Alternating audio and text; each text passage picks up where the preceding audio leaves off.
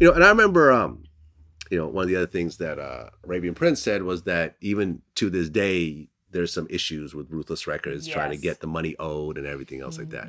Is that part true? Yes. That's absolutely true. Yes. Okay. Explain. Yes. Absolutely. He said explain. It's so hard to explain.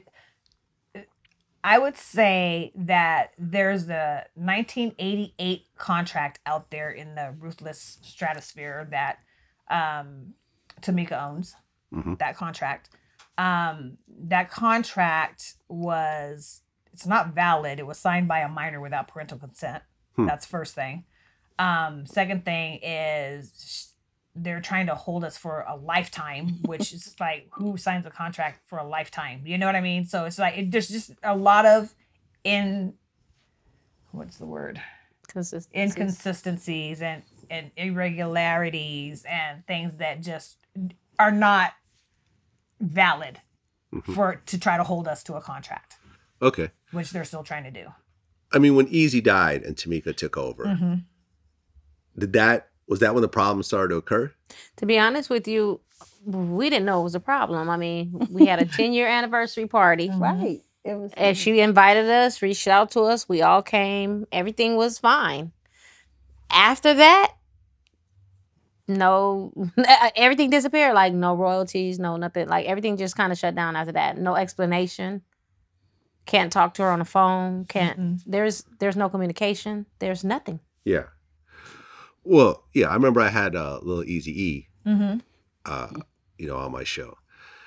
And, he just talked about how, his dad was worth tens of millions of dollars at the time that he passed. And, a lot of his kids really don't have anything. He even told me a story about how, I think he took his kids to the doctor and found out he didn't have health insurance anymore.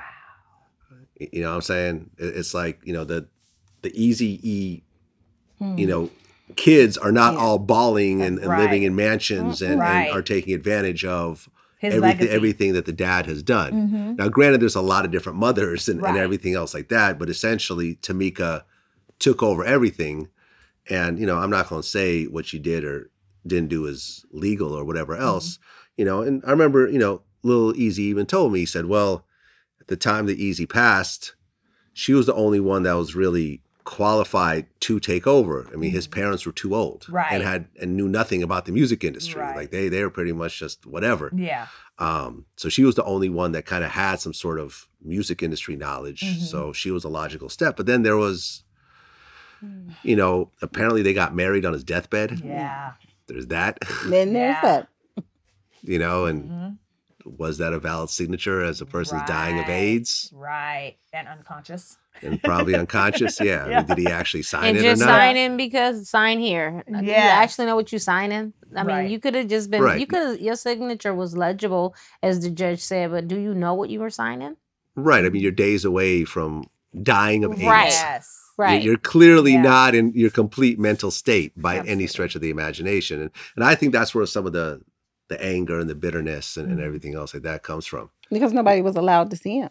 She wouldn't let anybody in. So if it was the way that they depicted to be, why couldn't somebody see him? Why couldn't his kids, just his kids go in? His parents. Forget anybody else. Yeah. Oh, his own parents couldn't see him. At one point, they couldn't. Oh, wow.